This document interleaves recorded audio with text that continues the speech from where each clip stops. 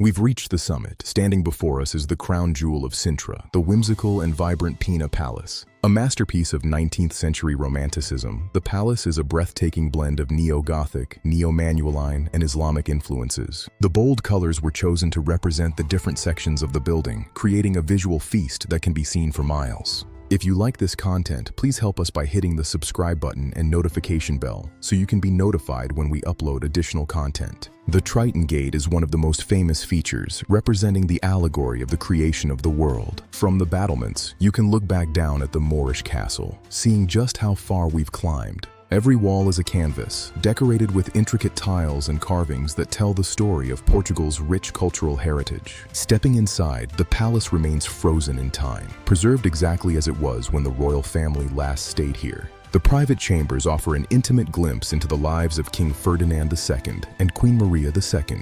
The Grand Ballroom is the heart of the palace's social history, designed for the most elegant royal gatherings. The Queen's Terrace provides perhaps the best vantage point in all of Sintra. Surrounding the palace is the vast Pina Park, a sprawling forest filled with exotic plants from all over the world. The park is full of surprises, from hidden lakes to mysterious grottos and statues. Ferdinand II ordered trees from as far away as North America, Japan, and New Zealand to be planted here.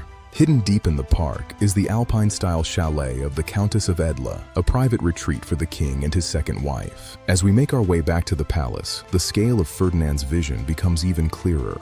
The magic of Pina Palace is at its peak during the golden hour, when the colors seem to glow from within. It is a place where history, nature, and imagination converge into something truly extraordinary. Our three-part journey through Sintra has shown us the many faces of this enchanted land. Sintra is a place that stays with you long after you've left its misty hills and ancient stones. Thank you for joining me on this walking tour of Portugal's most magical town. If you like this content, please help us by hitting the subscribe button and notification bell so you can be notified when we upload additional content. Thank you for watching.